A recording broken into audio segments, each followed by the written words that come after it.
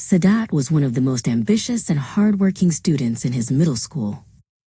At 12 years old, when he retreated to his room, he would cut all ties with the outside world, losing himself among mathematical formulas and science experiments. He believed he could solve everything through his own effort alone, simply by staying awake and solving more practice tests. His confidence in his own intelligence was absolute. He thought success was merely a matter of numbers and sweat. However, something strange was happening. After every practice exam, he experienced the same disappointment. He could solve the hardest questions and handle complex problems, but he would lose small but vital points on the simplest additions or reading errors. His eyes filled with tears as he looked at the tiny mistakes on his latest exam paper. Why was he tripping over small stones just as he was about to reach the finish line? That evening he went out to the garden to find his 33-year-old father, Hikmet. Hikmet immediately noticed the tired and defeated expression on his son's face. Sadat sank onto the wooden bench next to his father and said, "Dad, I don't understand. I work harder than anyone, but during the exam it's like I'm blocked from seeing the simplest things. Where am I going wrong?" Hikmet smiled, looking up at the first stars in the sky. "My son," he said, "effort is like knocking on a door. But the key to opening that door is not in your hand. You are only exhausting your body and mind while neglecting your soul. When you leave your prayers and supplications, you break your connection with the true owner of success. Remember, the monarch of the universe is one. The key to all things is with him. The reins of all things are in his hand. Everything will be resolved by his command." Sadat frowned slightly. "But Dad, why would God need my worship? He already has everything," he said.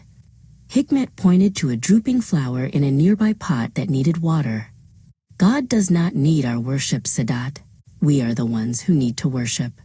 Just as a sick person needs medicine to get well, the soul needs to turn to its creator to find healing. Prayer and dua are the prescription for your heart."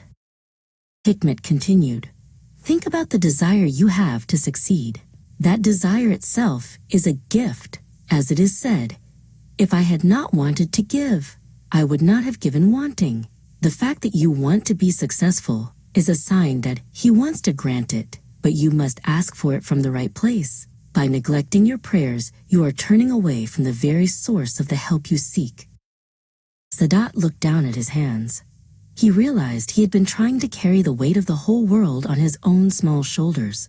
Hikmet leaned in closer and whispered a profound truth. "Ask yourself this, Sadat. What is lost by the one who finds God? What is gained by the one who loses Him? If you have Him on your side, you have everything, even if you fail a test. If you lose Him, no grade in the world can fill that void." "Everything is connected, my son," Hikmet explained. "That is to say, belief necessitates affirmation of divine unity. Affirmation of divine unity necessitates submission to God. Submission to God necessitates reliance on God. And reliance on God necessarily leads to happiness in this world and the next. When you trust Him, the stress that blinds you during your exams will fade away, replaced by a clear mind." The next morning, Sadat woke up at the break of dawn. For the first time in a long while, he spread his prayer mat with great humility. When he stood for prayer, he wasn't just there with his body, but with his whole heart. In his supplications, he no longer just asked to be the top of his class.